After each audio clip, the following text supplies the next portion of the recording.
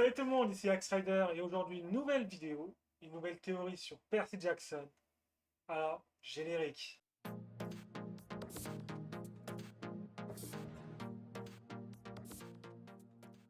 Et si il y avait un personnage dans l'univers de Percy Jackson capable de bouleverser l'ordre même des dieux, un demi-dieu souvent oublié, souvent seul, mais plus puissant que la plupart de ses compagnons? Aujourd'hui, on va parler de Nico Giangelo. Et si le fils d'Hadès était destiné à redéfinir le rôle même de son père dans le panthéon grec? Le poids d'un héritage sombre.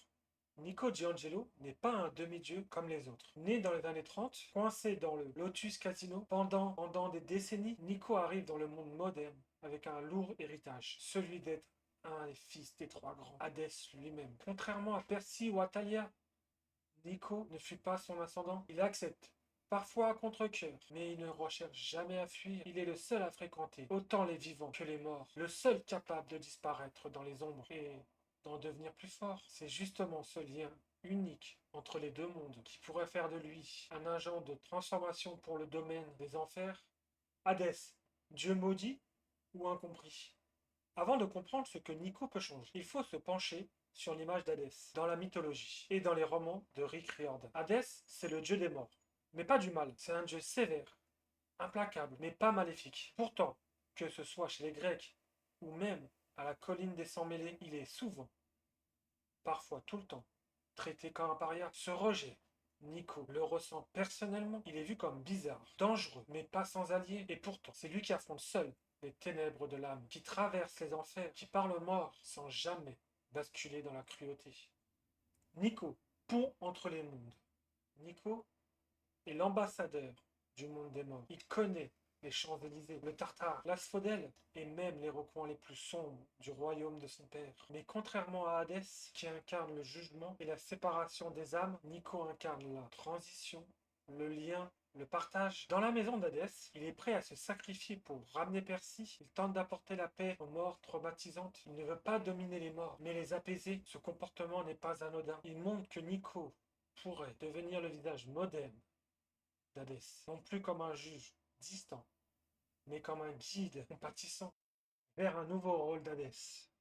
Et si Hadès changeait de rôle à travers Nico? Imaginez, le monde des morts, longtemps figé, pourrait être réorganisé sous l'influence de Nico, un espace de guérison pour les âmes, un lieu où les traumatismes sont apaisés, où le chagrin des vivants trouve un écho. Avec sa relation avec Will Solas, le fils d'Apollo, Nico pourrait incarner l'équilibre entre l'ombre et la lumière, mort et guérison. Et s'il devenait un pont non seulement entre les vivants et les morts, mais aussi entre les dieux, quelqu'un capable de réconcilier Hadès avec le reste du Panthéon? Pensez-y, est-il possible? Une évolution divine. Certains fans vont plus loin. Et si Nico devenait lui-même une sorte de divinité? Pas un dieu classique, mais un héros divinisé, un guide spirituel, le protecteur des âmes perdues. Il a déjà prouvé qu'il pouvait survivre à l'impossible, qu'il avait la puissance, la sagesse de quelqu'un bien plus âgé que lui. Dans une vision modernisée du Panthéon, Nico pourrait jouer le rôle qu'Hadès n'a jamais pu tenir, celui d'un protecteur de l'âme, de la mémoire, un gardien des liens brisés, un passeur d'âme au sens psychologique du terme. Et ce rôle, il ne l'obtiendrait pas par ambition, mais par douleur, par résilience, par amour. Un héros qui transforme la mort en compréhension. Nico D'Angelo est peut-être le personnage le plus tragique et le plus nécessaire de l'univers de Percy Jackson. Il porte en lui la possibilité d'un monde où la mort n'est plus qu'une fin, mais une transition. Et s'il réussit, alors Hadès, le dieu le plus craint du Panthéon, pourrait enfin être compris. Enfin les amis, si vous aussi vous pensez que tout ce que je viens de dire est correct, dites-le moi en commentaire. Pensez à vous abonner pour plus de théories sur des mondes tels que Percy Jackson. Je vous dis à très vite pour une prochaine vidéo. C'était Yax Rider.